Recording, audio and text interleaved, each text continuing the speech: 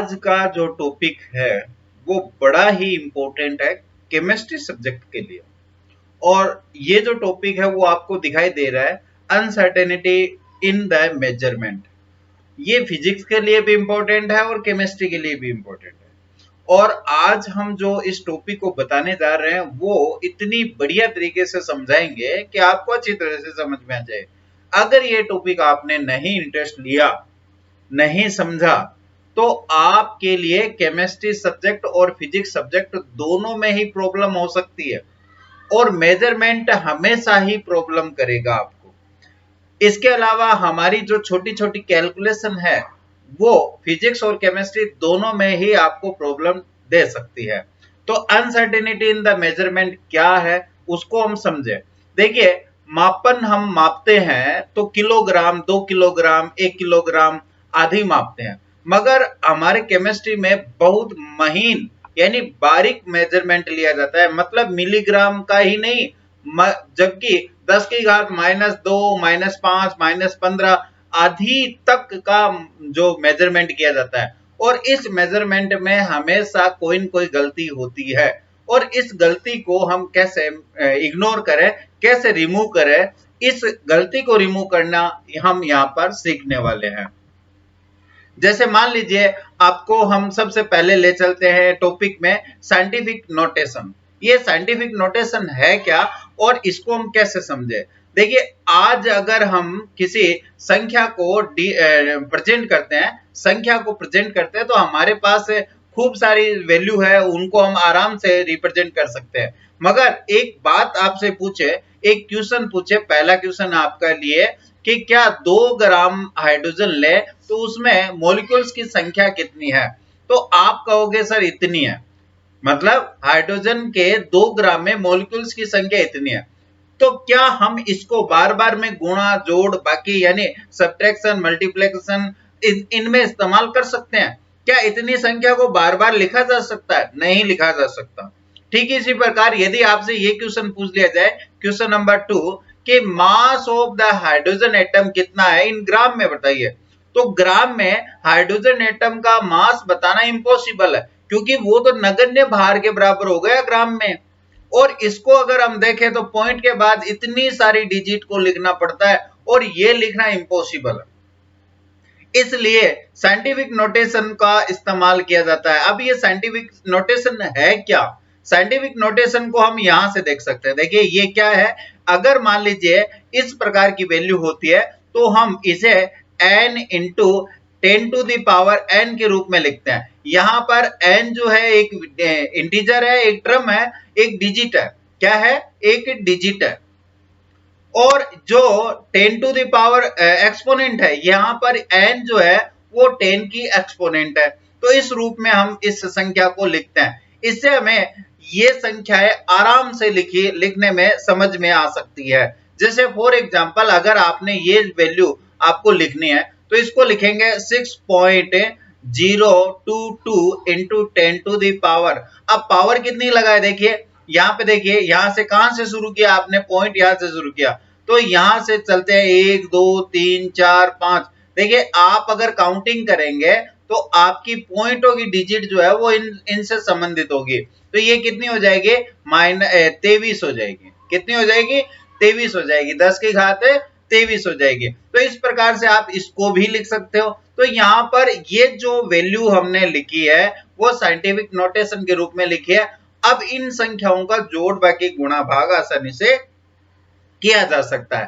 तो that is solution of the, मतलब इस प्रकार हम सॉल्यूशन कर सकते हैं इतनी इतनी बड़ी संख्याओं का। तो that is solution of this type of problem, that is generate by the calculation in digit. Point के बाद कितनी संख्या आएगी, पॉइंट से पहले कितनी संख्या आएगी, इन संख्याओं को हम कैलकुलेट कैसे करें, कैसे मल्टीप्लाई करें, तो इन सारी समस्याओं का समाधान हम किससे कर सकते हैं? साइंटिफिक नोटेशन से कर सकते हैं। चलिए इसका और एग्जांपल ले लेते हैं। जैसे मान लीजिए, अगर मेरे पास ये वैल्यू है, इस वैल्यू को हम साइंटिफिक नोटेशन में लिखना चाहते हैं, तो हम यहाँ पर लिख रहे हैं 2.3250 8 इंटू 10 टू द पावर 2, हम इसको लिख सकते हैं। मतलब ये कोई जरूरी नहीं है, आप जितना चाहो उतना लिख सकते हो, जिस प्रकार से लिखना चाहो। तो मैंने क्या किया है, इस पॉइंट को, यहां से पॉइंट को 2 डिजिट लेफ्ट की तरफ हमने मूव किया है, और जितना मूव करेंगे वह 10 की पावर लग जाएगी। जितनी डिजिट हम मूव करेंगे उतना हम क्या लिख देंगे, 10 टू द पावर में लिख देंगे। इसी प्रकार एक और एग्जांपल ले लेते हैं। ये जो वैल्यू है वो है 0.00016। अगर आप इसको लिखना चाहोगे तो आप इस रूप में लिख सकते हो।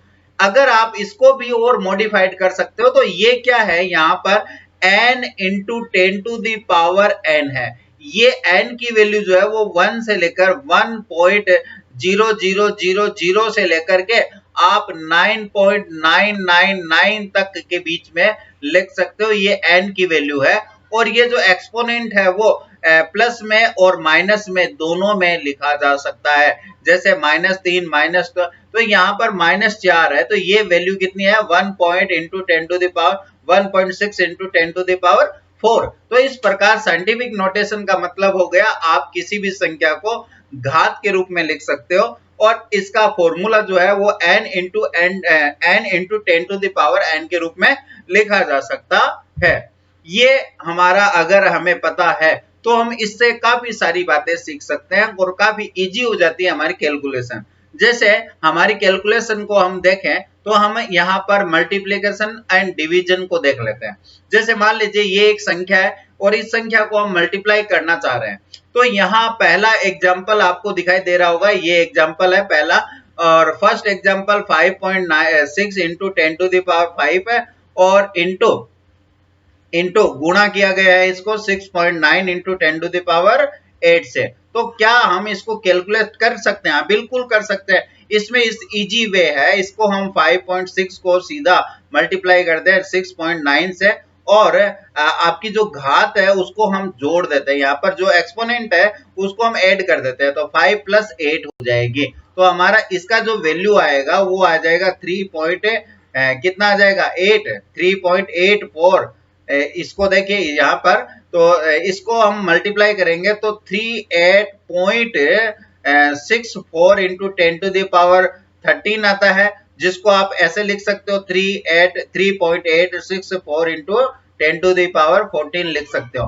ठीक इसी प्रकार आप इनको मल्टीप्लाई करते हो, इसी प्रकार डिवीजन भी कर सकते हैं। तो डिवीजन का एग्जांपल देखिए, आपको बोर्ड पे यहाँ पर स्क्रीन पर ये दूसरा एग्जांपल दिखाई दे रहा है, और ये तीसरा एग्जांपल जो है वो मैं आपको सोल्व करके बता रहा हूं कि 2.7 इंटू 10 टू द पावर -3 जो है उसमें डिवाइड कर रहे हैं, हमें उसको डिवाइड कर रहे हैं 5.5 इंटू 10 टू द पावर 4 से। तो डिवाइड करने के लिए हमारी जो एक्सपोनेंट वैल्यू है उनको हमें चेंज कर लेते हैं पहले। तो चेंज करेंगे तो ये हो जाएगा 2.7 इन डिवाइडेड बाय 5.5, और आपकी जो वैल्यू है वो है 10 की घात -3, और ये नीचे वाली वैल्यू जो है उसको हम क्या कर देंगे, ऊपर ले आएंगे, तो गुणा में आ जाएगी ये वैल्यू, और 10 की पावर -4 हो जाएगी प्लस से। इन दोनों को जोड़ देंगे, आपको पता है माइनस माइनस जुड़ेगा तो प्लस हो जाएगा, तो आपकी वैल्यू आ जाएगी ये, इसको हम क्या लिख देंगे, एक साथ लिख देंगे 10 की पावर -7,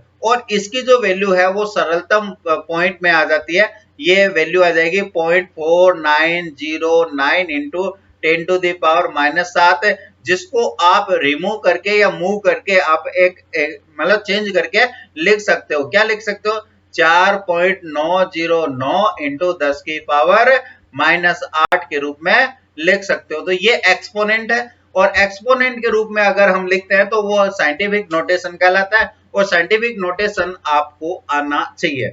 और भी कई सारे एग्जांपल ले सकते हैं साइंटिफिक नोटेशन के। नेक्स्ट है, हम साइंटिफिक नोटेशन में एडिशन करते हैं तो किस प्रकार से करते हैं। एडिशन जो होगा वो आराम से सिंपली किया जा सकता है। यदि मान लीजिए आपको इन संख्याओं का एडिशन करना है तो सबसे पहले इसकी जो एक्सपोनेंट पावर है, जो एक्सपोनेंट टर्म्स है, उनको आप इक्वल कीजिए। जैसे यहाँ पर किया हुआ है इक्वल, ये 4 है तो ये 4 कर दिया, इसको 3 है तो इसको भी 4 कर दिया। 4 करने के लिए आपको इसने कन्वर्ट कर दिया। अब इन दोनों डिजिट को आपस में जोड़ दीजिए, और एक्सपोनेंट को आप बाहर लिख दीजिए, तो आपकी वैल्यू जो है वो आ जाएगी। इसी प्रकार सिमिलरली हम दूसरा एग्जांपल ले रहे हैं कि अगर आपको सब्ट्रैक्शन करना है तो आपकी जो वैल्यू है उस वैल्यू में एक्सपोनेंट टर्म जो है वो इनको इक्वल कीजिए। ये -2 है, ये -3 है, तो आप इनको इक्वल कीजिए। इक्वल को मतलब यहाँ पर ये -2 को हमने बदल दिया है, -3 को हमने किस में बदल दिया, -2 को। इसमें -2 में बदलने के लिए आपको इस पॉइंट की वैल्यू को आपने चेंज कर दिया है। अब इन दोनों वैल्यू को आप डायरेक्ट घटा दीजिए, और घटाने के साथ साथ ये जो टर्म्स आ रहा है, एक एक्सपोनेंट टर्म्स आ रहा है, उसको आप डायरेक्ट यहाँ पर कॉमन लेकर के लिख दीजिए, तो ये वैल्यू आपकी आसानी से आ सकती है। नहीं समझ में आया बेटे, बार बार में प्रैक्टिकल करोगे, बार बार में लिखोगे तो ये समझ में आएगा। तो आपका क्या है, एडिशन और सब्ट्रैक्शन और मल्टीप्लिकेशन और डिवीजन, ये आपको साइंटिफिक नोटेशन के रूप में आना चाहिए, जिसका आप बार बार में टर्म में इस्तेमाल करोगे। बेटे इसको ना लेके मत बैठो, ये गणित है और गणित हम करते आए हैं, अब तक करते आए हैं, इसलिए आती है। मैं तो केवल आपको एक स्पेसिफिक बता रहा हूं कि ये हमारे काम आएगी, हमारे केमिस्ट्री में काम आएगी, इसलिए हमें ये टर्म्स हमें याद होने चाहिए और हमें पता होना चाहिए। नेक्स्ट हम बात करते हैं, जब मेजरमेंट करते हैं, कोई भी मेजरमेंट करते हैं तो मेजरमेंट में दो टर्म्स होते हैं, एक होती है प्रिसीजन, एक होती है एक्यूरेसी, और ये दोनों ही हमारे केमिस्ट्री सब्जेक्ट में मापन की या कोई भी वैल्यू को लिखने के लिए हमारे लिए बहुत बहुत इंपॉर्टेंट है। और ये क्या है, इनको हमें समझना जरूरी है। तो देखिए हम क्या बोलते हैं, precision refer to the closeness of the various measurement for the same quantity, ये क्लोजनेस को दर्शाती है प्रिसीजन। और एक्यूरेसी क्या दर्शाती है, however accuracy is the agreement of the particular value of the true value of the result, ये accuracy को दर्शाती है। एक्यूरेसी जो है वो एग्रीमेंट को दर्शाती है पर्टिकुलर वैल्यू के इक्विवेलेंट वैल्यू के बाद। तो यहां पर क्या है, अब आपको एक बार दोबारा बोलता हूं, प्रिसीजन एक तो होता है परिशुद्धता, एक होता है यथार्थता। तो यथार्थता और परिशुद्धता में क्या अंतर है, देखिए यथार्थता का मतलब है एक्यूरेसी, और एक्यूरेसी जो है वो वास्तविक वैल्यू को बताती है, जो रिजल्ट आएगा, ये जो वैल्यू है और जो वास्तविक वैल्यू उसके निकटतम रिजल्ट को दर्शाती है। और प्रिसीजन बताती है मापन में परिशुद्धता को, मतलब बार बार मापन किया गया, उसके वैल्यू बार बार में रिपीट हो रही है, तो वह प्रिसीजन को दर्शाती है। जैसे मान लीजिए हम एक एग्जांपल ले लेते हैं इसको समझने के लिए।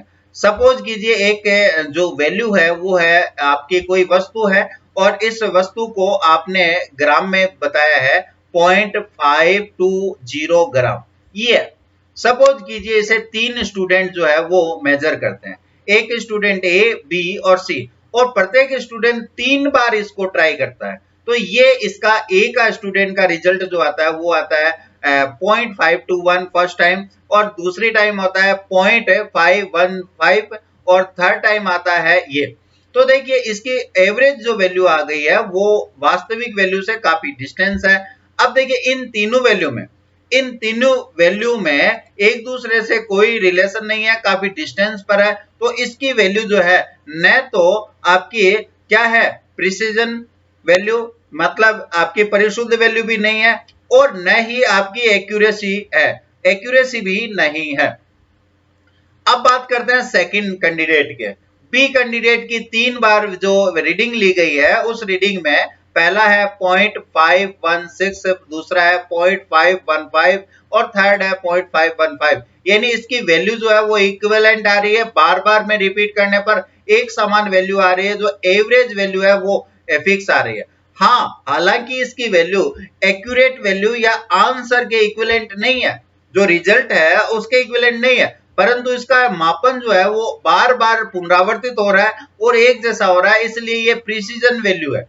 क्या है, प्रिसीजन वैल्यू है, यानी परिशुद्ध मापन है। मगर आप सी कैंडिडेट को देखेंगे तो इस कैंडिडेट के वैल्यू जो है वो बार बार में पुनरावर्तित भी हो रही है और वास्तविक रिजल्ट के नियर है या इक्विवेलेंट है, तो इसलिए इसमें प्रिसीजन प्लस एक्यूरेसी दोनों ही प्रेजेंट है। तो हमारे यहाँ पर अगर केमिस्ट्री में मापन किया जाता है तो दो प्रकार के बंदों को अंक दिए जाते हैं। सबसे ज्यादा अंक उस बच्चे को दिया जाएगा जिसकी वैल्यू जो है एक्यूरेट होगी, साथ में प्रिसीजन होगी। एक्यूरेट होगी यानी एक्यूरेसी भी होगी और प्रिसीजन भी होगी। यथार्थता और परिशुद्धता दोनों अगर होगी तो उसको सबसे ज्यादा अंक मिलेंगे और वह बंदा एकदम से सही काम कर रहा है। और कई बार क्या होता है, टेक्निकल डिफेक्ट के कारण से, मतलब उपकरण में कोई गलती हो गई, बैलेंस में कोई गलती हो गई, तो उसके कारण से हमारे पास जो वैल्यू आ रही है वो वैल्यू आपकी एक्यूरेट ना करके, यथार्थ ना करके आपकी परिशुद्ध आ सकती है। बार बार में मापन करने पर आपके द्वारा जो मापन आ रहा है वो वही आ रहा है, इसका मतलब आपकी परिशुद्ध वैल्यू है, प्रिसीजन वैल्यू है, इसलिए उसको भी नंबर दिया जाता है। मगर जिस बंदे ने न तो परिशुद्धता प्राप्त की है और न ही आपकी एक्यूरेसी प्राप्त की है, तो उसकी वैल्यू जो है वो गलत मानी जाएगी और वो सही नहीं मानी जाएगी। तो ये आपका मेजरमेंट होता है और मेजरमेंट करने पर हमारे पास कई सारी गलतियां हो सकती है। इन गलतियों को मापन करने के लिए हम एक्यूरेसी और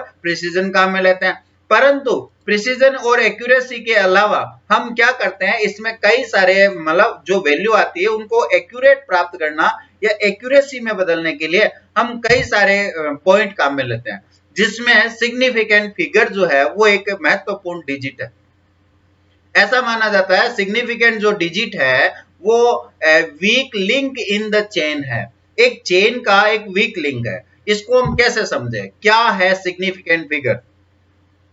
देखिए, how many number do you need, अगर आप मेजरमेंट करते हो तो आपका जो मेजरमेंट है वह कहां तक आना चाहिए, पॉइंट के बाद कितनी डिजिट तक आना चाहिए। जो मेजरमेंट के लिए आपने जो डिजिट लिखी है वो सारी की सारी सार्थक अंक है। The total number of digit record for a measurement is called the measurement number of the significant figure. मतलब आपने जो मापन के लिए जो डिजिट लिखी है वो सारी की सारी सिग्निफिकेंट फिगर है, मतलब सार्थक अंक है। अब सार्थक अंक में हमें क्या होता है, जैसे मान लीजिए आपने कोई डिजिट लिखी 11.23, ये कोई डिजिट लिखी ग्राम में। अगर आपने ये लिखा कि किसी वस्तु का भार इतना ग्राम है, तो इसका मतलब ये हुआ कि ये वस्तु 11 पॉइंट कितना 22 ग्राम से 11 पॉइंट और 24 ग्राम के बीच में।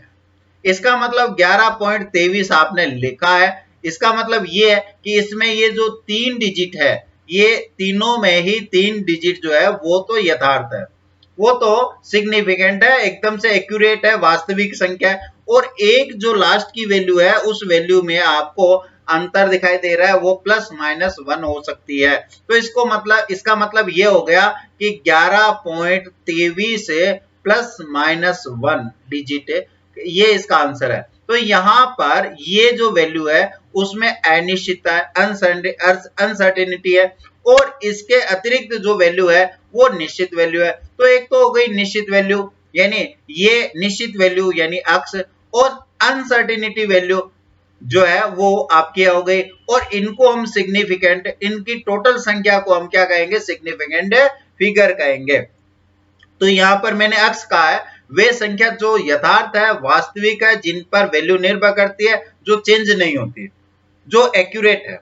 और ये जो लास्ट की डिजिट है जिसमें प्लस माइनस में 1 बढ़ सकता है, उसको हम अनिश्चित वैल्यू कहते हैं। और अनिश्चित वैल्यू प्लस वास्तविक और रियल वैल्यू जो निश्चित वैल्यू है, इन दोनों का योग यानी जितनी जो डिजिट है उन डिजिट को हम क्या कहते हैं, सिग्निफिकेंट नंबर कहते हैं। तो मतलब इसको हम कैसे समझे, जैसे फॉर एग्जांपल हमारे पास एक वैल्यू है, ये पहला एग्जांपल है, इसमें सिग्निफिकेंट नंबर बताइए। तो सिग्निफिकेंट नंबर जो है इसमें कौन कौन से है, इसमें 4 सिग्निफिकेंट नंबर है, जिसमें 4 जो है वो सिग्निफिकेंट है, 8 जो है वो सिग्निफिकेंट है, 0 सिग्निफिकेंट है और 3 सिग्निफिकेंट है।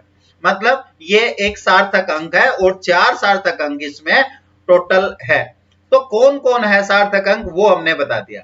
इस वैल्यू को अगर हम देखें, 2 नंबर एग्जांपल लेते हैं जिसमें 3 सिग्निफिकेंट फिगर है, इसमें कौन कौन से है, ये 6 है और 1 है। मतलब इसमें 0 को सिग्निफिकेंट नंबर नहीं कहा। अब क्यों नहीं कहा, इसको तो हम आगे देखेंगे, इसके रूल पढ़ने पड़ेंगे। ठीक इसी प्रकार अगर हम इसको एग्जाम्पल में लेते हैं, इस एग्जाम्पल को लेते हैं, तो यहाँ पर 1 2 3 4 5 सिग्निफिकेंट फिगर है, जिसमें पहला 5, सेकंड 5 और सेकंड 1, फर्स्ट 2, सेकंड 2 और 0, ये सारे के सारे सिग्निफिकेंट नंबर है। अब आप कहोगे सर ये कैसे समझ में नहीं आ रहा कि ये कौन सा सिग्निफिकेंट नंबर है कौन सा नहीं है। आपने वहां 0 को सिग्निफिकेंट नंबर माना है पहले में, दूसरे में नहीं माना, तीसरे में भी नहीं माना, और चौथे में क्या मान रहे हो। तो चौथा एग्जाम्पल जो है वो इसमें आश्चर्यजनक बात है। जैसे यहाँ पर लिखा है 34,200 एम, एम का मतलब मीटर हो सकता है। तो यहाँ पर ये 34,200 एम है, तो ये सिग्निफिकेंट नंबर कितने हैं। तो इसमें यहाँ ये कह नहीं सकते सिग्निफिकेंट नंबर कितने हैं। इसमें 3 भी हो सकते हैं, जिसमें 3, 4, 2 हो सकता है, और इसमें 5 भी हो सकते हैं, जिसमें ये दोनों जीरो काउंटिंग हो जाएंगे। तो 3 भी हो सकते हैं, 5 भी हो सकते हैं। यहाँ कितने सिग्निफिकेंट नंबर होंगे इसको हम एग्जैक्टली कह नहीं सकते। तो सिग्निफिकेंट नंबर को ज्ञात करने के लिए अगर हम सार्थक अंक ज्ञात करना चाहते हैं तो उसके लिए हमें कुछ रूल को फॉलो करना होगा। ये रूल बड़े इंपॉर्टेंट है और इनको हमें समझ लेना जरूरी है। क्या क्या है सिग्निफिकेंट रूल, उसको हम देखते हैं। पहला rule, first rule, all digit other than the zero is a significant figure. अगर कोई संख्या लिखी हुई है, जैसे मान लो 223 लिखा हुआ है, 223 लिखा हुआ है, तो ये 3 सिग्निफिकेंट नंबर है। और अगर मान लीजिए आपको लिखा हुआ है 15, तो सिग्निफिकेंट नंबर कितने हैं 2, मगर इसमें जीरो नहीं है। तो जहां पर जीरो नहीं होगा वह सिग्निफिकेंट नंबर होंगे सारे के सारे। तो ये पहला रूल हमें याद रखना है। हो गया याद, ये तो इजी है, आराम से समझ में आ गया। सिग्निफिकेंट नंबर का मतलब अगर सारी डिजिट जो जीरो नहीं है वो सारे के सारे ऑलवेज सिग्निफिकेंट नंबर होते हैं या सिग्निफिकेंट फिगर होते हैं। सेकंड पॉइंट हम बात करें, देखिए एक एक पॉइंट को ध्यान से समझना। अगर मान लीजिए दो संख्याओं के बीच में, दो नॉन जीरो संख्याओं के बीच में जीरो आता है, तो वह हमेशा सिग्निफिकेंट नंबर होता है। तो zero in the middle of the number are like any other digit, they are always significant. इसका मतलब इस एग्जांपल में यहां पर क्या आ रहा है 4.803, तो यहां पर ये जीरो क्या है सिग्निफिकेंट है। इसका मतलब ये तो सिग्निफिकेंट है ही है और ये जीरो भी हो गया। तो टोटल सिग्निफिकेंट नंबर कितने हो गए 3 और 1 4, कितने हैं 4 सिग्निफिकेंट नंबर होते हैं। ये पॉइंट भी समझ में आ गया, मगर आपको यहां ये ध्यान देना है कि जीरो जो है वो दो अदर डिजिट के बीच में आना चाहिए जो नॉन जीरो है। Okay, third example, third for जो रूल है वो क्या है, zero at the beginning of the number are not significant. मतलब अगर कोई संख्याओं के आगे जीरो आता है, कोई भी संख्या है उस संख्या से पहले जीरो आता है, स्टार्टिंग में जीरो है, तो वह सिग्निफिकेंट नंबर नहीं होता। वह केवल और केवल उसकी डेसिमल पॉइंट की लोकेशन को दर्शाने के लिए होता है। इसका मतलब ये हुआ कि इस एग्जांपल में अगर हम देखें तो ये जो नॉन जीरो डिजिट है उससे पहले यहाँ पर जीरो आ रहे हैं, इन जीरो को सिग्निफिकेंट नंबर में शामिल नहीं किया जा सकता है। तो इसका मतलब इसमें जो डिजिट है सिग्निफिकेंट वो कितने हैं 3 डिजिट है। इसका मतलब हम इस संख्या को अगर साइंटिफिक नोटेशन के रूप में लिखें तो ये लिख सकते हैं 0.61 इंटू 10 टू द पावर कितना लिख देंगे, देखो हमने यहाँ पे मूव किया है तो -3 हो जाएगा, -3 के रूप में लिख सकते हैं। तो इस प्रकार से लिखने के कारण हम इसमें सिग्निफिकेंट नंबर को इसी में शामिल करेंगे। आपको ये जानकारी ध्यान में रखनी है कि जो साइंटिफिक नोटेशन दर्शाते हैं उसमें 10 टू द पावर जो लगाएंगे वो पावर कभी भी सिग्निफिकेंट नंबर में काउंट नहीं की जा सकती। तो ये तीसरा रूल हो गया आपका। चौथा रूल, जो फोर्थ रूल है वो ये है कि zero at the end of the number. अगर किसी संख्या के बाद जीरो आता है, मगर वह जीरो कब आ रहा है, संख्या के तो बाद आ रहा है, आफ्टर द डेसिमल पॉइंट है, मतलब संख्या के बाद आ रहा है। जैसे 5, 6, 7 ऐसे कुछ भी लिखा हुआ है, मगर पॉइंट के बाद ये संख्या भी आ गई, पॉइंट भी आ गया और पॉइंट के बाद जीरो है, चाहे कितने भी जीरो पॉइंट के बाद, ये सारे के सारे क्या हो जाएंगे सिग्निफिकेंट नंबर या सिग्निफिकेंट फिगर में आएंगे। इसलिए हमें यहां ध्यान रखना है कि आपका जो एंड पॉइंट है, एंड जो पॉइंट है या कोई भी जीरो है जो किसी डिजिट के बाद में आता है और डेसिमल पॉइंट के बाद आता है, तो वह ऑलवेज एक सिग्निफिकेंट नंबर होता है, सिग्निफिकेंट फिगर होता है ना। इसका एग्जांपल हम इस प्रकार से ले सकते हैं, जैसे फॉर एग्जांपल आपकी ये वैल्यू है, तो यहां पर 55.220 है और ये किलो में लिखी हुई है, तो आपका सिग्निफिकेंट नंबर कितना है? 1 2 3 4 5, ये 5 सिग्निफिकेंट डिजिट इसमें आएगी। आप कहोगे सर ये जीरो नहीं है सिग्निफिकेंट नंबर में। अगर आपको इसमें सिग्निफिकेंट नंबर आपको 4 में लिखना था तो आप इसको ऐसे क्यों लिखते हो? आपको ऐसे ही लिखना होगा 2 पॉइंट, यहाँ पे जीरो नहीं लिख सकते। इस समय जीरो नहीं लिखेंगे, केवल आंसर इतना लिखेंगे। और अगर आपको 3 में लिखना था तो ये 0.52 के आपको लिखना था। तो जितने डिजिट में जितने सिग्निफिकेंट नंबर फिगर में आप लिखना चाहते हो उसको इसी हिसाब से लिखा जा सकता है, मगर पॉइंट के बाद और डिजिट के बाद अगर कोई जीरो आता है तो वह सिग्निफिकेंट नंबर में काउंट होगा। ये हमें चौथा रूल सिखाता है।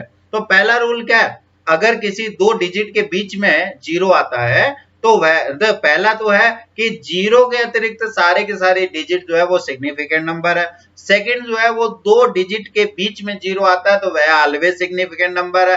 थर्ड जो है वो है डिजिट से पहले अगर बिगनिंग में स्टार्टिंग में अगर मान लीजिए कोई जीरो आता है तो वह सिग्निफिकेंट नंबर नहीं आता, वह डेसिमल की पॉइंट को की लोकेशन दर्शाता है। और फोर्थ जो पॉइंट है वो ये है कि अगर लास्ट डिजिट या एंड नंबर के बाद और डेसिमल पॉइंट के बाद अगर कोई जीरो आता है तो वह सिग्निफिकेंट नंबर में काउंट होगा।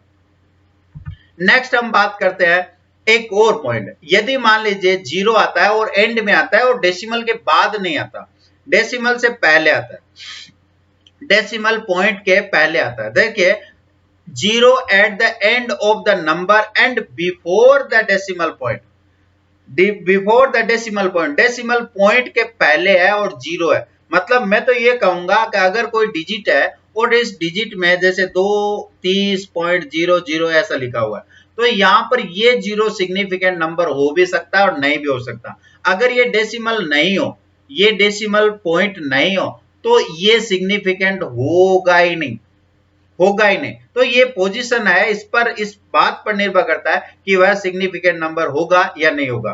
तो यहां पर क्या है, एक बार दोबारा सुनिए कि अगर zero at the end of the number and before the decimal point में और नॉट में नॉट भी सिग्निफिकेंट, हो भी सकता और नहीं भी हो सकता, ये श्योरली नहीं कहा जा सकता। ये उस टाइम पर जो डिजिट आप काम में ले रहे हो उस डिजिट के ऊपर निर्भर करता है कि वो किस प्रकार की डिजिट और किस मेजरमेंट में आप काम में ले रहे हो।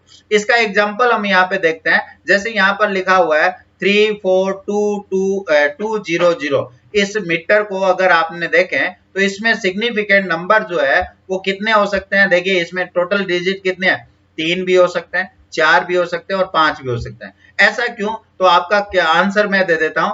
इसको हम ऐसे लिख सकते हैं 4, ठीक है, इसको हम लिख सकते हैं 2 और 10 टू द पावर 2, इसको ऐसे लिख सकते हैं 4.2 10 टू द पावर कितना लिख सकते हैं?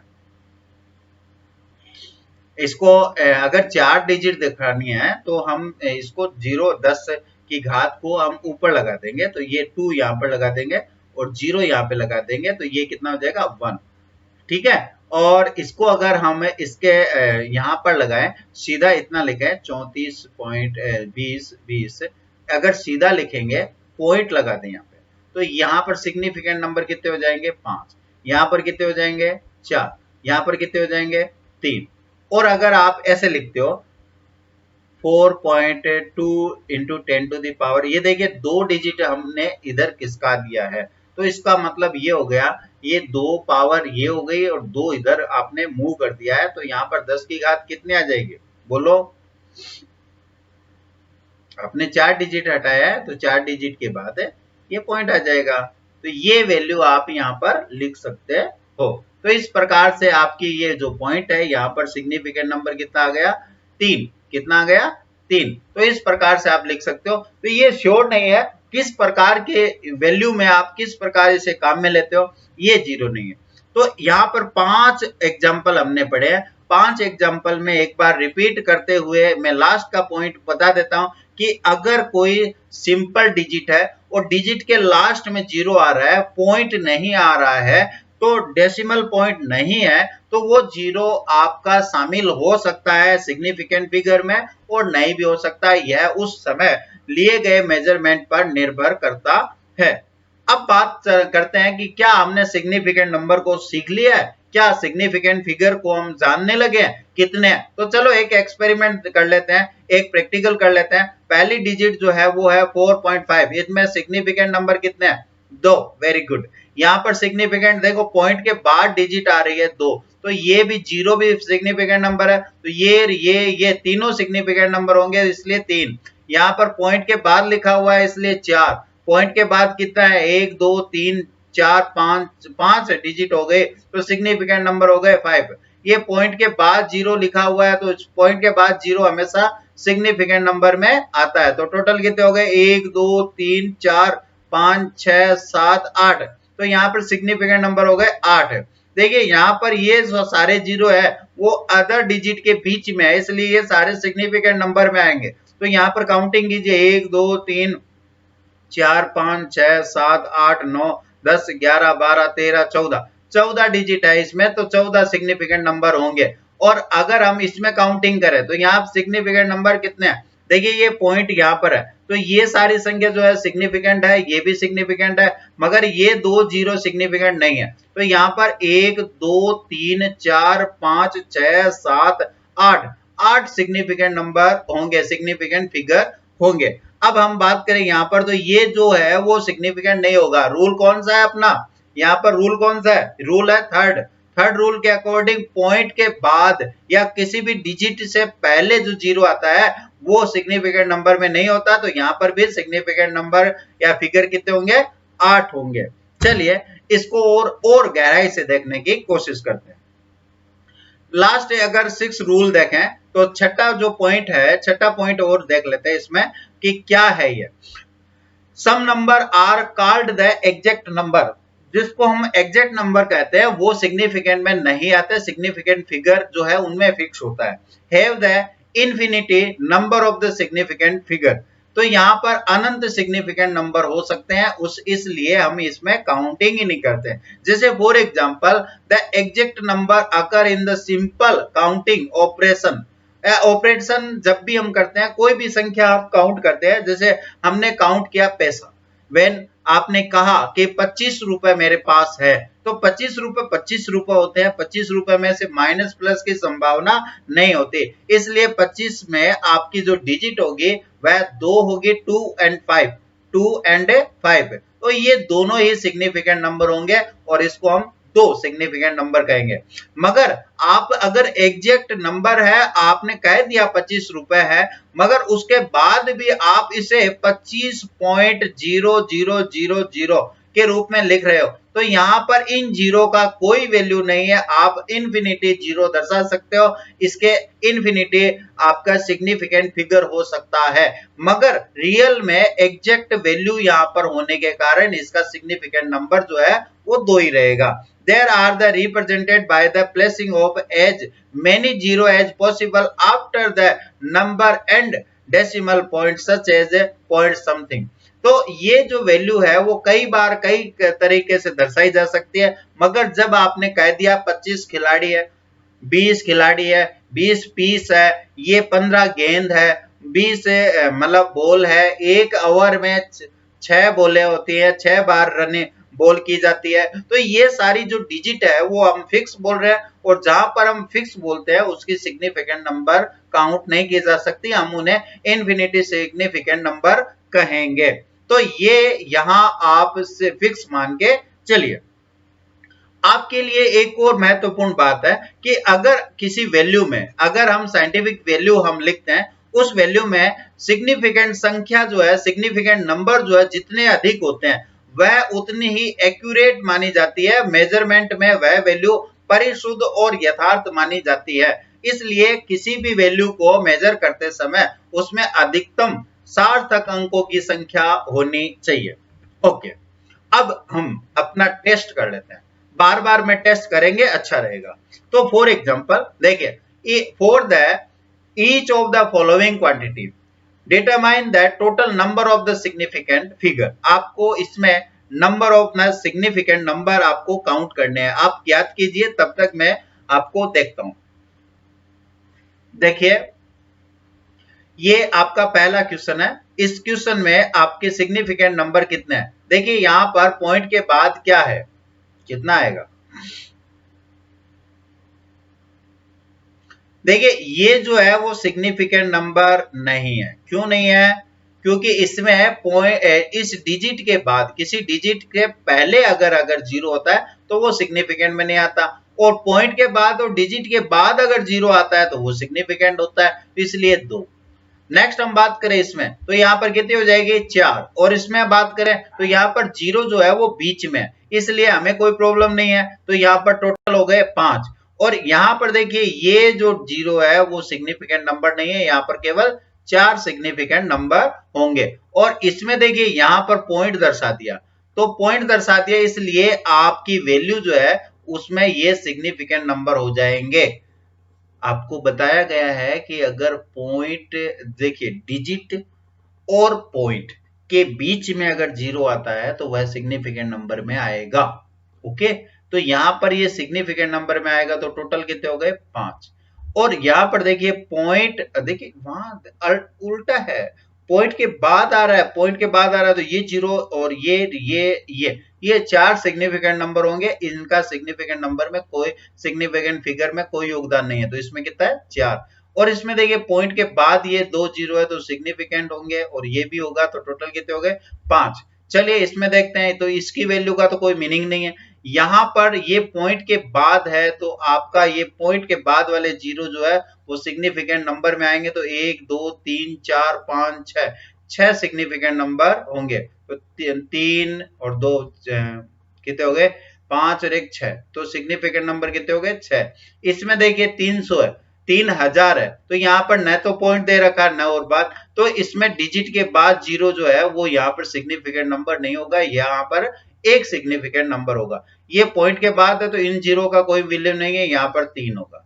इसके बाद हम 18 स्टूडेंट की बात करें, तो 18 स्टूडेंट का मतलब हो गया ये फिक्स वैल्यू है, इसलिए यहाँ पर सिग्निफिकेंट नंबर हो गए 2। ये वैल्यू यहाँ पर काम नहीं आएगी, केवल इसका 3 है तो इसका एक सिग्निफिकेंट नंबर हो गया। यहाँ पर हो गए 4, यहाँ पर देखिए इस जीरो को हटा दीजिए, यहाँ पर केवल हो गए 3। तो ये आपके आंसर हो गए। चलिए चेक करते हैं क्या करेक्ट है, मैच कीजिए, मैच कीजिए। हाँ बिल्कुल सही आ रहा है, ठीक है। तो ये आपके करेक्ट आंसर थे और हमने इसको करेक्ट किया है। तो अब आपको समझ में आ गया होगा सिग्निफिकेंट नंबर को कैसे काउंटिंग करें, कैसे निकालें। चलिए एक और जो है वो आईआईटी 2010 में पूछा गया क्वेश्चन है। इसमें क्या पूछा गया है, एक स्टूडेंट है, परफॉर्म करता है, टाइट्रेशन करता है, और विथ द डिफरेंट ब्यूरेट, अलग अलग ब्यूरेट से ये टाइट्रेशन कर रहा है। फाइंड द टाइट वैल्यू जो है वो इसने 3 बार अलग अलग एवरेज वैल्यू प्राप्त की है। तो आपको यहाँ ये बताना है कि जो एवरेज वैल्यू आता है उसमें सिग्निफिकेंट नंबर कितने हैं या सिग्निफिकेंट वैल्यू कितनी आएगी। तो देखिए यहाँ पर हमारे पास 3 प्रकार की वैल्यू है। पहली वैल्यू जो है उसमें सिग्निफिकेंट नंबर कितने हैं, तो यहाँ पर है 25.2, सिग्निफिकेंट नंबर है 3। और आपका ये हो गया 25.25, ये हो गया 4 सिग्निफिकेंट नंबर, और ये हो गया 2.0, तो यहाँ पर सिग्निफिकेंट नंबर ये हो गया। जब हम इनकी एवरेज औसत वैल्यू निकालेंगे तो औसत वैल्यू जो है वो लोवेस्ट सिग्निफिकेंट वैल्यू वाली जो वैल्यू होती है उसी के अकॉर्डिंग आती है। तो हमने यहाँ पर तो 4 है, यहाँ पर 3 और 3 है, तो इसका जो एवरेज वैल्यू आएगा, औसत आएगा 2.52 प्लस 2525 प्लस 25.0, और इसमें हम 3 का भाग देंगे, जो भी वैल्यू आएगी उस वैल्यू में x.x.x यहाँ पर इस प्रकार की वैल्यू आएगी। इस वैल्यू का जो सिग्निफिकेंट वैल्यू है यहाँ पर कितनी होगी, वो अकॉर्डिंग इसके और इसके होगी, इसलिए आपका आंसर होगा सिग्निफिकेंट वैल्यू जो है, सिग्निफिकेंट फिगर जो है वो 3 होंगे। कितने होंगे? 3 होंगे। बहुत अच्छा क्वेश्चन है, बहुत अंडरस्टैंडिंग वाला क्वेश्चन है। इस क्वेश्चन से आपको समझ में आता है या नहीं आता है, इसका पता चलता है। सिग्निफिकेंट फिगर को मेंटेन करने के लिए हमें राउंड ऑफ लॉ का जो है मतलब इस्तेमाल करना पड़ता है। राउंडिंग ऑफ जो रूल है उसको हमें पालन करना होता है। राउंडिंग ऑफ रूल जो है वो क्या है, एक बार इसको पढ़िए, मैं इसके बाद आपको ये बताने वाला हूं। आपको क्या समझ में आ रहा है, नहीं समझ में आया? चलो एक बार चेक कीजिए। देखिए, अगर मान लीजिए कोई संख्या है, ये मान लीजिए ए वैल्यू है और इस वैल्यू के बाद बी, सी और एक्स वैल्यू है। आपको इस एक्स वैल्यू को हटाना है। जैसे आपने सिग्निफिकेंट नंबर जो है, जैसे मान लीजिए ये कितने आ गए, ये यहां तक अगर वैल्यू आती है तो ये सिग्निफिकेंट नंबर आते हैं 4। कितने सिग्निफिकेंट नंबर कितने आते हैं? 4। मगर आपको इसी वैल्यू को कन्वर्ट करना है सिग्निफिकेंट नंबर 3 में। किस में करना है? सिग्निफिकेंट फिगर में 3 वाली में वैल्यू में कन्वर्ट करना है। तो उस समय हमें राउंडिंग ऑफ का रूल का पालन करना पड़ेगा। अब बात यह कि हमें इस x को हटाना है। किसको हटाना है? x को हटाना है। तो ये तो हो गई लास्ट डिजिट जिसको हमें रखेंगे डिजिट, और x जो है वो रिमूवेबल हो गई, रिमूविंग डिजिट, ये जो हटाई जाने वाली वैल्यू है। अब इस x की वैल्यू के आधार पे हम यहां पर कई सारे परिवर्तन करते हैं। देखिए, अगर मान लीजिए पहला पॉइंट आप देखिए, x की वैल्यू यदि हटाई जाने वाली डिजिट अगर 5 से ज्यादा है तो हम जो c है उसमें 1 जोड़ देंगे, यानी ये 1 बढ़ जाएगा। ओके, दूसरी हम बात करते हैं, यदि मान लीजिए दूसरा पॉइंट हम देखते हैं लास्ट वाला, क्या है? x की वैल्यू अगर लेस देन 5 है तो हम क्या करेंगे? कोई चेंज नहीं करते, नो चेंज इन सी की वैल्यू में कोई परिवर्तन नहीं करेंगे। चलिए, अगर मान लीजिए 5 ही हो तो x इज इक्वल टू 5 हो, तो यहां पर 2 पॉइंट है। पहला पॉइंट ये है कि x मान लीजिए इवन है, x इवन है, या और जो हटाए 5 जो है वो है, तो यहां c जो है इवन है। सॉरी, c जो है ये यहां पर c लिखना होगा। c जो है वो इवन है, x को हटा दिया, x क्या है? वैल्यू 5 है, तो c क्या है? इवन है। तो इवन है तो c को c ही रहने देंगे, नो चेंज। और अगर मान लीजिए आपका दूसरा फॉर्मूला है, जो c जो है वो आपका ओड है। क्या है? ओड नंबर है। ओड का मतलब विषम संख्या है, ये सम संख्या है, सम संख्या है और ये विषम संख्या है। तो यहां पर हम क्या करेंगे? इसमें जो है नो चेंज, इसमें क्या करेंगे? c में एक वैल्यू को बढ़ा देंगे। तो ये इस प्रकार से हमारी वैल्यू पुटअप की जाएगी। तो राउंडिंग का जो रूल है वो हमें एक्सपेरिमेंट के द्वारा हम कैसे समझे, इसके लिए हमारे पास कुछ एग्जाम्पल ले लेते हैं। ये एग्जाम्पल हमें एक्सपेरिमेंट करके ये बताएंगे, या हम इसके द्वारा ये समझ पाएंगे कि क्या होता है राउंडिंग ऑफ। सपोज कीजिए आप एडिशन करते हो या सब्ट्रैक्शन करते हो, तो हम कुछ एग्जाम्पल ले लेते हैं। उसमें कैसे? जैसे ये एक वैल्यू है और ये भी एक वैल्यू है, ये जो वैल्यू है इनको हमें जोड़ना है 11.1 को। आप देखिए, इसमें पॉइंट के बाद डिजिट जो है वो है 2। पॉइंट के बाद कितनी डिजिट है? 2। और इसके बाद पॉइंट के बाद वैल्यू है 1। तो आंसर अकॉर्डिंग टू इसके इस वैल्यू के अकॉर्डिंग आएंगे। इसमें जो पॉइंट के बाद 1 डिजिट है तो आंसर भी कितना आएगा? इसी के अकॉर्डिंग आएगा। तो मैं यहां पर लिखता हूं, जैसे जोड़ना है तो 3 पॉइंट, ये कितना आ जाएगा? 4, ये कितना आ जाएगा? 3 और ये 1 आ जाएगा। अब बात आती है कि इसमें तो पॉइंट के बाद डिजिट आई है 3 और 2 डिजिट आई है। आंसर 2 डिजिट में नहीं चाहिए, हमें चाहिए 1 डिजिट में। 1 डिजिट में है तो इसका मतलब ये वैल्यू जो है ना उसको हटाना पड़ेगा, इस 3 को हटाना पड़ेगा। और 3 जो है वो x जो है 5 से कम है। यहां पर ये जो 3 है वो 3 जो है वो कम है 5 से, 5 ज्यादा है, तो आपकी ओड इवन है। ये क्या है? 3 जो है वो इवन है या ओड है? तो ओड है। ओड है तो आपको क्या करना पड़ेगा? इसमें 1 जोड़ना पड़ेगा। 1 जोड़ना पड़ेगा या घटाना पड़ेगा? सम संख्या है या विषम संख्या है? बेटे इसको देखो, आप वापस चलिए, इसमें क्या लिखा हुआ है, अगर मान लीजिए जो सी है वो ओड है तो आपको क्या करना पड़ेगा, विषम संख्या है तो विषम संख्या में क्या करना पड़ेगा, एक जोड़ना पड़ेगा। तो इसकी वैल्यू क्या आ जाएगी, वैल्यू क्या आ जाएगी, अरे 5 से कम है ना, जोड़ना पड़ेगा या हटाना पड़ेगा, ये तो 5 वाली वैल्यू है, 5 से कम है तो नो चेंज रहेगा बेटे, क्या रहेगा, नो चेंज रहेगा। तो इसमें नो चेंज रहेगा, इसकी वैल्यू को हू बहू लिख देंगे, इसमें कोई परिवर्तन नहीं होगा, क्यों, क्योंकि ये 5 से कम है, 5 से कम है तो नो चेंज, नो चेंज। चलिए अब इधर वाला एग्जांपल, सेकंड एग्जांपल लेते हैं। देखिए इनको हमने जोड़ा, इसमें पॉइंट के बाद कितनी डिजिट है, 3, इसके बाद कितनी है, 2, इसके अंदर कितनी है, 1, आंसर कितने में चाहिए, 1 में, आंसर कितने में चाहिए, 1 में। जोड़ते हैं इनको, तो जोड़ने पर क्या आएगा, 1, और इसमें क्या, 1 कैसे आएगा, 1 ही आएगा, और इसमें कितना आएगा, 5, और इसमें कितना आएगा, 3 3 9, और ये कितना आएगा, 3 3 6, ओके, और ये कितना है, 6 या 7 है, कितना आएगा रे, 3 2 5 और 1 6, और यहां पर कितना है, 3 3 6, तो ये 9 ही तो आया, हाँ ये ठीक है, और ये कितना आएगा, 3, और ये कितना है, 1, तो ये वैल्यू आएगी, ओके। अब बात यह है कि आपकी जो वैल्यू है उसको आपको पॉइंट के बाद एक डिजिट वाली चाहिए, कितनी चाहिए, एक डिजिट वाली चाहिए। तो यहां पर ये जो एग्जांपल है वो बड़ा ही इंपॉर्टेंट है।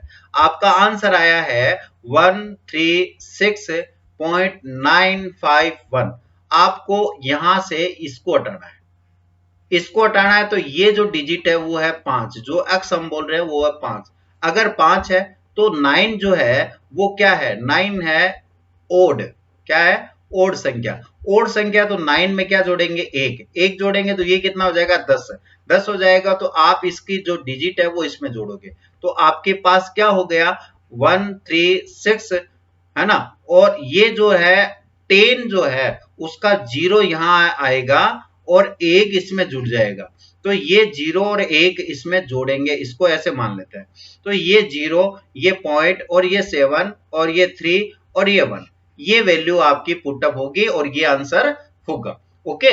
तो अब आपको ये एग्जांपल समझ में आ गया होगा। चलिए एक और एग्जांपल ले लेते हैं, जैसे यहां पर इन डिजिट को जोड़ना है, तो जोड़ना है तो इसमें पॉइंट के बाद कितनी डिजिट है, 2, इसके अंदर कितनी है, 2, तो आंसर कितना में चाहिए, 2, सीधी सी बात है। तो ये कितनी वैल्यू है, ये कितनी वैल्यू है, 4, ये कितनी होगी, 4, ये कितनी होगी, 4, और ये कितनी होगी, 3, और ये कितनी होगी, 1, तो हमने जोड़ दिया, जो आंसर आ रहा है वो सीधा आ रहा है, क्योंकि ये सारी वैल्यू जो है वो इक्वल है। वेरी गुड, बहुत ईजी है। अब हम मल्टीप्लीकेशन एंड डिवीजन में देखते हैं। मल्टीप्लीकेशन और डिवीजन में पॉइंट के बाद वाली डिजिट नहीं ली जाती, इसमें सिग्निफिकेंट नंबर लिए जाते हैं, इसमें बेस क्या लिया जाता है, सिग्निफिकेंट फिगर हम काम में लेंगे। तो यहां देखिए इस वैल्यू को अगर हम पहला एग्जांपल लेते हैं, इस वैल्यू को मल्टीप्लाई करते हैं तो इसमें सिग्निफिकेंट नंबर है 4, कितने हैं, 4, और इसमें सिग्निफिकेंट नंबर कितने हैं, 2, तो आंसर किसके अकॉर्डिंग आना चाहिए, आंसर अकॉर्डिंग इसके आना चाहिए, 2 है तो लास्ट जो मिनिमम सिग्निफिकेंट फिगर की जो वैल्यू है उसी के अकॉर्डिंग आंसर आएगा। तो यहां पर ये वैल्यू आई, इस वैल्यू में से आपकी सिग्निफिकेंट वैल्यू को 2 रखने के लिए आपको ये वैल्यू हटानी पड़ेगी, 750 को हटाना पड़ेगा। 750 में से हम इसको तो इग्नोर कर देते हैं, इसको हटाते हैं, तो 7 जो है वो 5 से बड़ी है, 5 से बड़ी है तो 5 में क्या हो जाएगा, 1 जुड़ जाएगा, तो आपकी वैल्यू क्या आ जाएगी, 1.6 आ जाएगा। सेकंड एग्जांपल और देखते हैं। देखिए यहां पर सिग्निफिकेंट नंबर है 4, यहां पर कितने 3, आंसर किसके अकॉर्डिंग आना चाहिए, इसी के अकॉर्डिंग आंसर आना चाहिए। तो जब आप इसको मल्टीप्लाई करेंगे, मल्टीप्लाई का आंसर जो आएगा वो है 314, कितना है, 31.4 और 432। तो यहां पर जो वैल्यू आ रही है उसका सिग्निफिकेंट नंबर आपको कितना रखना है, 3, 3 रखना है, तो इसको हटाना है, इसको हटाना, तो ये तो वैल्यू हटा दीजिए, ये 4 है, 4 मतलब x, ये x जो है वो 4 से छोटा है, इसलिए कोई परिवर्तन नहीं होगा, आंसर आ जाएगा इतना। ठीक इसी प्रकार अगर हम इन दोनों वैल्यू को लेते हैं तो आपकी वैल्यू जो है सिग्निफिकेंट नंबर 3 रखती है, और ये जो वैल्यू है वो कितनी है, वो आपको मैं दोबारा लिख देता हूं, 1692, ये सिग्निफिकेंट वैल्यू है, 4 1 5, कितनी है, 5, तो आपको आंसर किसके अकॉर्डिंग आना है, इसके अकॉर्डिंग मल्टीप्लाई करते हैं, गुणा करते हैं, गुणा करने पर जो आंसर आता है वो ये वैल्यू है। अब देखिए इसमें है ना, ये पॉइंट के बाद इतनी डिजिट आती है और आपको सिग्निफिकेंट नंबर रखने हैं 3, तो 3 यहां रखने हैं, तो 7 वैल्यू को हटाना पड़ेगा, इनको हटाना पड़ेगा, और ये 7 वाली वैल्यू जो है लास्ट में रिमूव होगी। 7 वैल्यू जो है वो 5 से ज्यादा है, इसलिए आगे वाली संख्या में 1 जोड़ दिया जाएगा, तो यहां पर 9.51 आंसर आएगा। इसी प्रकार इसमें देखिए यहां सिग्निफिकेंट नंबर कितने हैं, कितने बेटे, कितने हैं सिग्निफिकेंट नंबर, कितने हैं, कितने हैं भाई, आप किसे मानोगे, इस जीरो को सिग्निफिकेंट नंबर मानोगे, नहीं, नहीं मानेंगे। तो यहाँ पर 1 है, यहाँ पर कितने है, 2। कितने सिग्निफिकेंट नंबर है, इसमें 1 है, तो आंसर किसके अकॉर्डिंग आना चाहिए, इसके अकॉर्डिंग आना चाहिए। तो आपकी वैल्यू जो आ रही है उसमें सिग्निफिकेंट नंबर आ रहे हैं 2, आंसर आपका लिखना होगा 1। 1 तो 4 को हटाना पड़ेगा, 4 क्या है, 4 जो है वो 5 से छोटी संख्या है, इसलिए हमें आगे वाली संख्या में यानी 8 में कोई परिवर्तन नहीं करना, और यही आंसर आएगा। ओके, तो इस प्रकार से आप सिग्निफिकेंट नंबर को आइडेंटिफाई कर सकते हो और उससे हम कैलकुलेशन कर सकते हैं। आपका लास्ट सारांश हम देख लेते हैं। अगर मान लीजिए आप एडिशन करते हो, तो एडिशन करते समय आपको क्या ध्यान में रखना है, आपको ध्यान में रखना है पॉइंट के बाद कितनी डिजिट है ना। अगर पॉइंट के बाद सबसे छोटी वाली डिजिट वाली संख्या है, उसी के अकॉर्डिंग आपका आंसर आएगा, उसी के अकॉर्डिंग आपका आंसर आएगा। जैसे यहां पर आपको प्लस या माइनस करना है, चाहे वह आपको प्लस करना हो चाहे आपको माइनस करना हो, दोनों में से कोई भी प्रकार का करना है, तो ये पॉइंट के बाद कितनी डिजिट है, इसमें 2 है और इसमें 5 है, तो आपका आंसर है ना 2, डेसिमल पॉइंट में कितने पॉइंट रहने चाहिए, 2 पॉइंट रहने चाहिए, वही उसी के अकॉर्डिंग आपको आंसर लिखना। तो आंसर में आपके डेसिमल पॉइंट कितने होने चाहिए, 2 होने चाहिए, ये आपको कंठस्थ कर लेना है, बड़ा ही इंपॉर्टेंट है ये पॉइंट। मगर जब आप मल्टीप्लीकेशन और डिवीजन करते हो तो सिग्निफिकेंट नंबर आपको काम में लेने हैं, उस समय क्या लेने हैं, सिग्निफिकेंट फिगर जो आपको काम में लेने हैं। जैसे आपको इस डिजिट में इस डिजिट का भाग देना है, तो आप यहां देखिए सिग्निफिकेंट फिगर कितने हैं, 3, और यहां पर इस डिजिट में देखिए सिग्निफिकेंट नंबर कितने हैं, 4, तो आंसर किसके अकॉर्डिंग आना चाहिए, जो लोवेस्ट सिग्निफिकेंट फिगर है उसके अकॉर्डिंग आंसर आने चाहिए। तो आपकी जो आंसर आएगा उसमें सिग्निफिकेंट फिगर जो है वो 3 होने चाहिए, नहीं है तो उसको राउंडिंग करके आपको 3 में ही आंसर लिखना है। यही साइंस के अपने फॉर्मूले हैं। ये आज का जो पॉइंट है वो इतना पर्याप्त है, ये काफी बेसमेंट है आपकी केमिस्ट्री का। बार बार में कैलकुलेशन करना है, देखिए आईआईटी और जेईई मेन की तैयारी करनी है और केमिस्ट्री या फिजिक्स को तैयार करना है, तो आपको राउंडिंग या सिग्निफिकेंट नंबर या आपको एक्यूरेसी या प्रिसीजन, ये तो कंफर्म कंठस्थ होने चाहिए, हर एक बच्चे को आने चाहिए। अगर ये नहीं आते हैं तो इसमें प्रॉब्लम ही प्रॉब्लम है। इसलिए मेरा मानना है कि हर एक बच्चे को इसका बार बार रिवीजन कर लेना चाहिए। अगर आपको इसका रिवीजन करना है, इसके खूब सारे न्यूमेरिकल चाहिए, तो मैं आपको पीडीएफ दे दूंगा, आपकी पीडीएफ दे दूंगा, उसमें खूब सारे न्यूमेरिकल आप दे सकते हो। और इसके लिए हमारा जो स्पाइरो लर्निंग ऐप है, उस ऐप के अंदर आप डालिए सिग्निफिकेंट फिगर या फिर आप एक्यूरेसी या प्रिसीजन डालिए, टॉपिक डालिए और उस मोल कंसेप्ट वाले चैप्टर में जाइए और उस चैप्टर के अंदर आपको खूब सारे एमसीक्यूज मिल जाएंगे, आप उसे कीजिए। जब तक आप बार बार में ट्राई नहीं करोगे तब तक आपका कोई भला होने वाला नहीं है। तो धन्यवाद आज के लिए।